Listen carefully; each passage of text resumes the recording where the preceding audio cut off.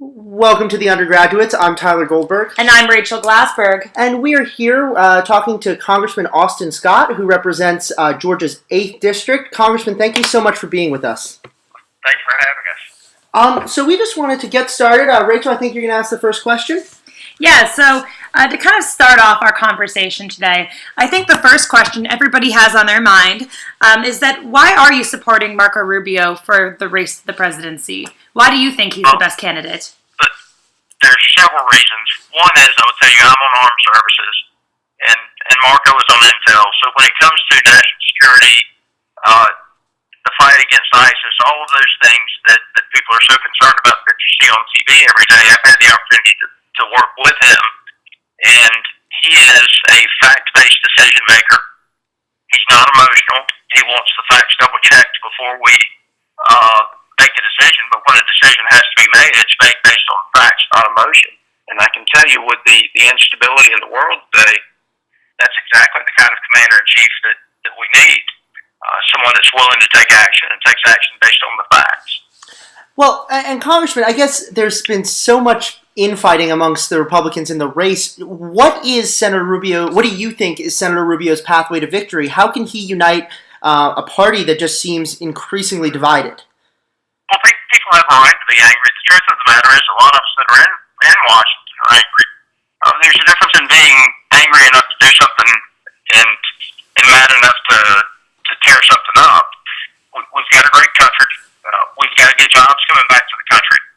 And, in order to do that, we've got to win this race as Republicans.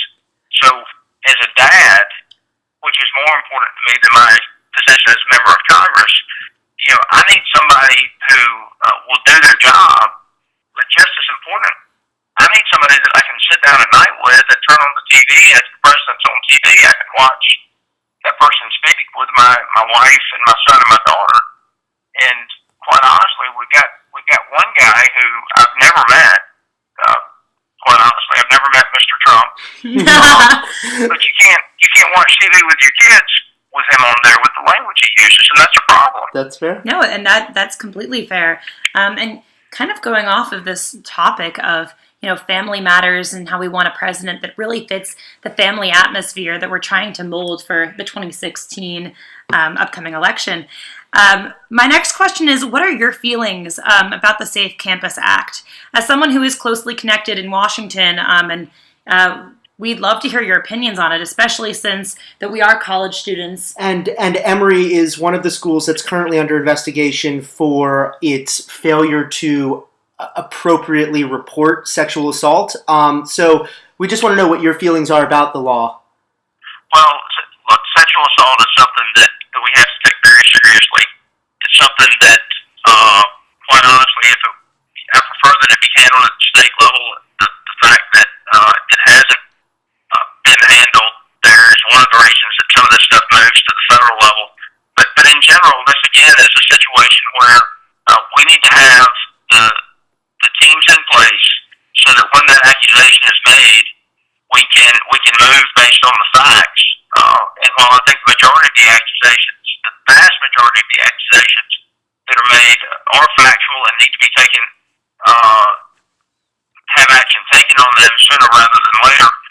We do have a criminal justice system where people are innocent until proven guilty, and we need to make sure again there that we are putting the systems in place that we take care of the victims, and that we again operate based on facts. Mm-hmm. Mm-hmm.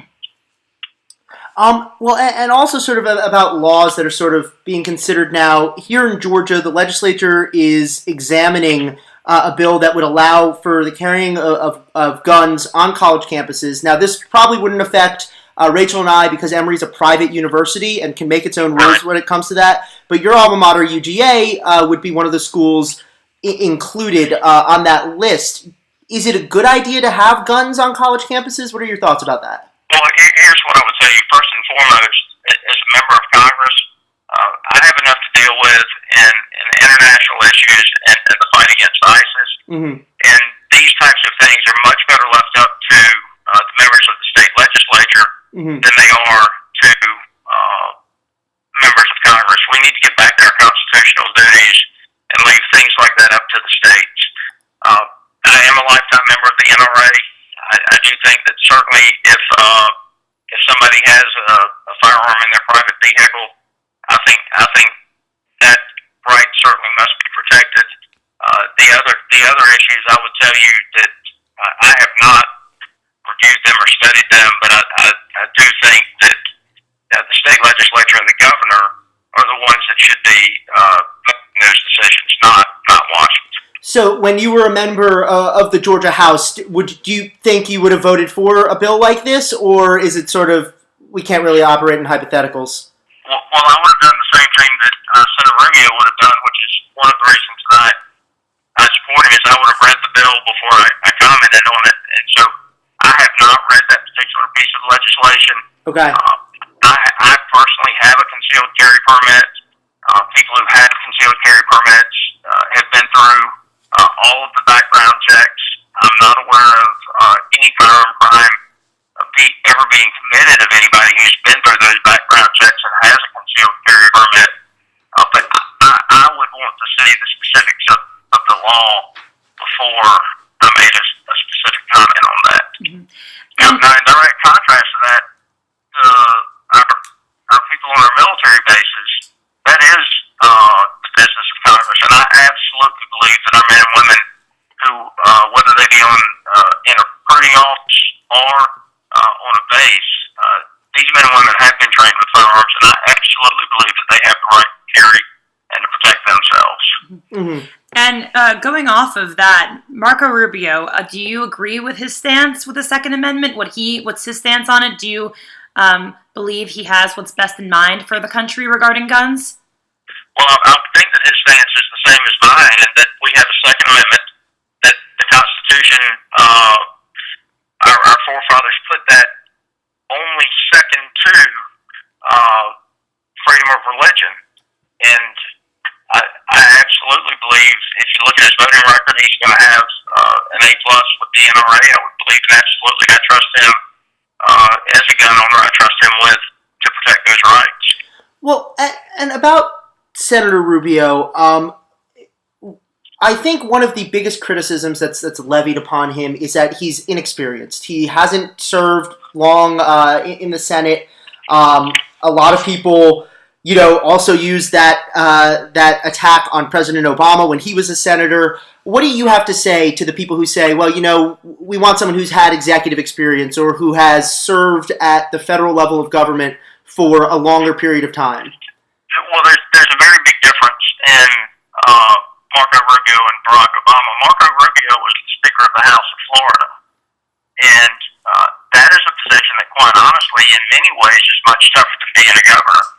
So if you look back to his experience as the Speaker of the House, I think that has given him the knowledge that he needs to get legislation passed. If you've watched the last couple of years, the president doesn't meet with members of Congress. Very little gets done until the last minute. And I think that Senator Rubio, in direct contrast to that, being the Speaker of the House, understands what it takes to get a piece of legislation passed and what it takes to get it done in a timely manner. One of the things that we've done that's been just absolutely ridiculous under the current administration is waiting until the last minute to pass an appropriations measure, and that's where you end up with all of these continuing resolutions and shutdowns and those types of things. So he's got the experience from being the Speaker of the House, and I'll go back to, if you look at what the key issue is right now, it's national security. Right. There's nobody on that stage that has the experience that he does with regard to national security.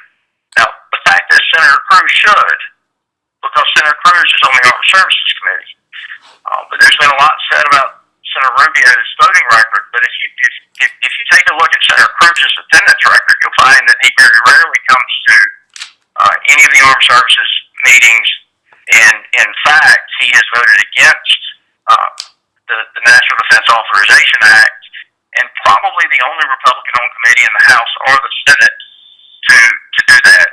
And it's just somewhat disingenuous to not show up for the committee work and then to say, well, you voted against it because you didn't like some of the language in it. But isn't that also one of the lines of attack that people are using against Senator Rubio is his voting record, or the idea that whether it's a misconception or not, the idea that Senator Rubio has been absent at several votes in the Senate? How is that different, I guess, than what you just said about Senator Cruz? Well, Senator Cruz, I think that the difference is that he is voting against the work that the committee is doing when he is actually on the committee and has the opportunity to fix it in committee if he doesn't like it. So there's a certain amount of hypocrisy, if you will, in saying that you voted against something because you didn't like the language when you were on the very committee that could have fixed it. Mm-hmm. You know, it's look at what he did today. I mean, Ted Cruz came out and in South Carolina, he is saying how much he's opposed to homosexual marriage, but when he was in New York at a fundraiser, somebody asked him about it, and he said, "That's not my issue." Mm-hmm. And so, you know, he takes both sides of the same issue, and it just depends on who he's talking to. Mm-hmm. Okay. All right. So, I mean, on the subject of Marco Rubio and the race, as well as Ted Cruz, we know that Rubio definitely did well in Iowa. However, in New Hampshire, the story was different. How do you feel about those results in regards to New Hampshire, and do you feel that has any bearing in his future success during this election? You know, let me say it like this. I think Peyton Manning is one of the greatest quarterbacks the NFL has had, and really the world has had. I agree with you there, Congressman. We definitely agree. He threw one of the worst passes in the Super Bowl that I have ever seen. I mean, he got intercepted by a lineman. So he had a bad play, and he came back and he won the Super Bowl. Look, Marco knows that his debate performance that night was not that good. He has had tens upon tens of millions of dollars spent trying to take him down. And if you go back and you look at what happened in Iowa, he overperformed in Iowa, mm-hmm. which then you're expected to overperform in New Hampshire. He had the fumble, if you will, during the debate. Mm-hmm. And then when the New Hampshire results come in, if you look at him, he's 2,500 votes approximately from third place. And so it's not like he got blown out of the water. Right. He did not perform in that election at the same standard that he performed in Iowa. But again, if you want to go back to Iowa, I was there. One of Ben Carson's supporters was sitting right next to me. I think Ben Carson is a principled man, and I would have no problem with him serving this country in extremely high levels because he's a good man. But I can tell you what Senator Cruz did to Ben Carson in Iowa, that's the Senator Cruz that I know. That was a cheap shot at a man that deserves better than that. Mm-hmm. Well, and I do want to shift just briefly back to sort of Georgia, and particularly the district you represent. There has been some talk. I worked in Milledgeville this past summer, and there was some talk about reviving the idea of creating Interstate 14 along that 441 corridor and all across South Georgia. I know you serve on the Agriculture Committee, and it's been said that this would be good for Georgia farmers to create that interstate. Do you support the creation of Interstate 14 in South Georgia, and what can you do in your current position to help get that project moving again? Well, in our current position, the thing that we have to do is we have to get long-term transportation solutions passed in Washington when they deal with the interstate highway system.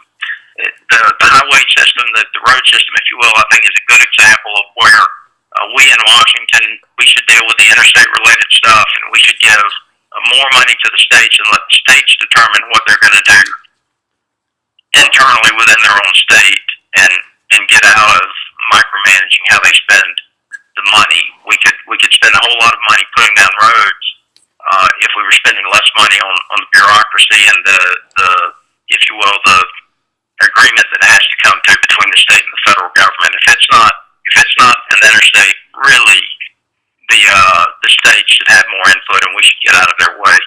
So a long-term transportation bill would be one of the things that we could do that would help make those things happen, I should say. I have not seen the actual plans for that highway. Mm-hmm. I'll call somebody from over there. I'm very familiar with 441 and the desire to expand that. Right. And certainly any way that we can help any of our producers, whether they be farmers or manufacturers, move their product, it's going to help us grow our economy. And I would tell you Tyler, that we've got to get manufacturing coming back to the United States. Agriculture has been good for the last couple of years, but if you look at our commodity prices today, the vast majority of our commodity prices are below the cost of production on the farm. And so whether it's cotton or corn or soybeans or wheat, the prices are below what we can produce them for. And I guess one of the idea of manufacturing, now that there's been such an issue with losing manufacturing jobs overseas, a lot of people who have felt the brunt of that particular stage of this new economy have been young people, particularly recent college graduates. So how? One of my questions. Actually, I would Rachel's like to going to answer ask this question. I guess. Sorry to butt in there, but actually, as a film and media double major, and not a pre-med or poli-sci or a major that's making tons of money right after graduation, I'd like to ask this question, if you don't mind, which is on the subject of college. I know you spoke about having a son. How would President Rubio help alleviate the effects of college debt on recent grads? Well, first of all, what we don't want to do is what has been proposed by the Democrats, which is to get into managing the university system.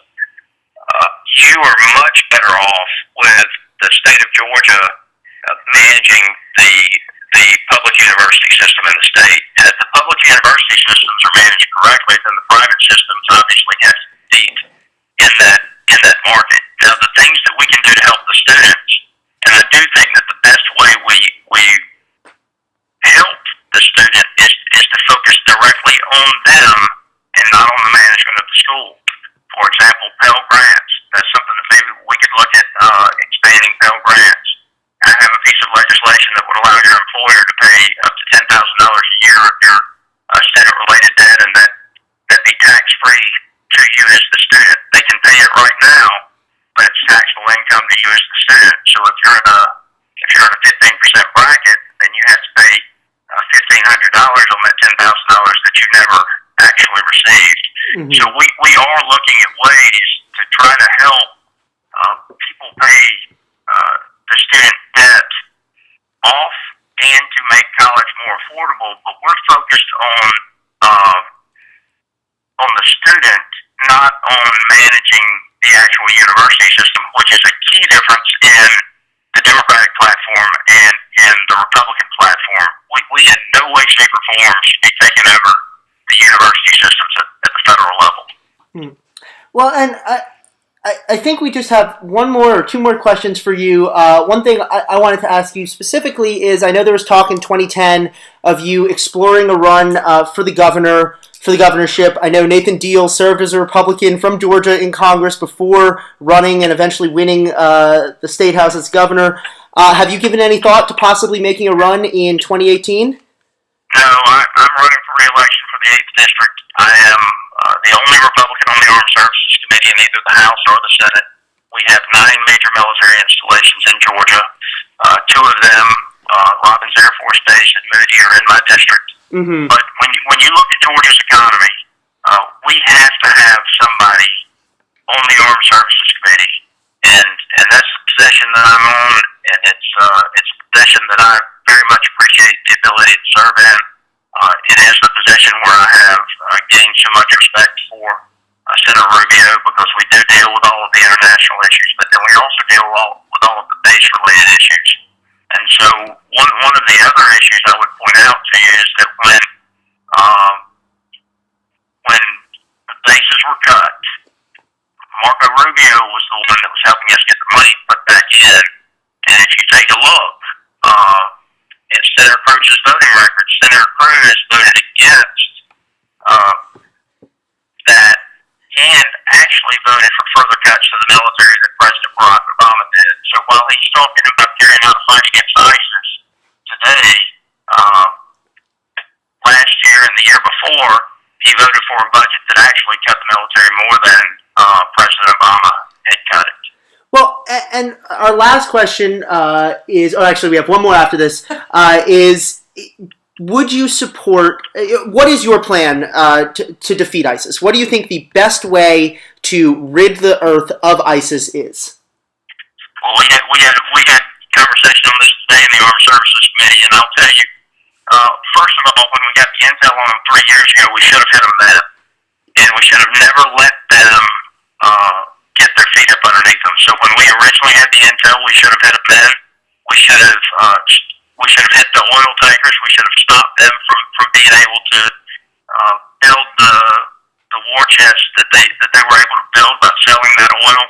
And now the way that we can best resolve this situation is to make sure that our friends like Jordan in that region have the equipment that they need to carry out the missions that they're carrying out.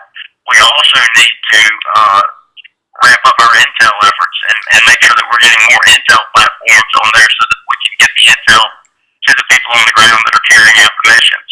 The other thing that's got to happen, and we're starting to see some talk of this, I've been in favor of it for a long time, when it comes to Syria, the situation in Syria, the Russians are going to be involved in any type of resolution in Syria.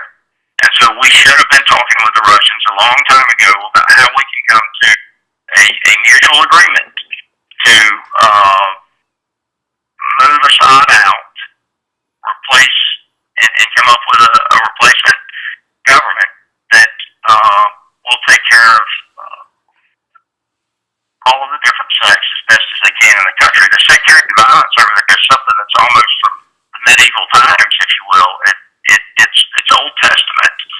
And now I will tell you, I thought it was a mistake to take Gaddafi out. Mm-hmm. If you watch what's happening in Libya, you're going to see Libya in the news as much as you've seen Syria lately. And when the United States engages in undermining or removing these people, it creates, in many cases, more problems than it solves as it has in Libya. Now, that sounds contrary to what I said with regard to Assad, but I'm talking about the situation today with Assad versus what I would have done a few years ago with regard to Libya. I would not have taken Gaddafi out. Mm-hmm. Yeah, and I think that's just very comforting for our viewers to be able to hear from, a Washington insider, so to speak, a plan or an opinion about this matter. Well, remember this. ISIS is in, I won't give the exact number, but let's say approximately 10 countries. When we know that we have 60 ISIS fighters in a country, we should put our special ops guys in and take them out like 60 people instead of letting it grow to be 6,000 people. Mm-hmm. I think it's nice to hear someone actually giving straight talk about what the plan is, especially someone who's as informed as you are. And we don't want to take up all your time, so I think Rachel and I just had one more question for you. It's shifting gears to a much more lighthearted subject. Rachel, if you want to. So as Tyler touched upon before, we know that you, one time, hopefully, you don't seem like too long ago. You seem very young at heart. You were a college student at one point, and we do have a question for you, and that question is, what was your favorite or most defining song of your college years? I was at the University of Georgia in the late 80s and early 90s, and I guess I still listen to Leonard Skinner, but those songs, Free Bird and Sweet Home Alabama, they've been out there forever, but that was certainly probably what I listened to as much as anything back then. Well, go Dogs! But we will definitely we will be playing a Leonard Skinner song right after this interview airs on our show. Congressman, we want to thank you so much for taking the time to speak with us today. We really appreciate it and taking time out of your busy day and your busy Friday. Well, hey, play Free Bird for me, not Sweet Home Alabama. Georgia. Yes, you got sir. It. You got it. All righty, thank you. Y'all take care. Thank you so much. Thank you so much. Bye-bye. Bye-bye.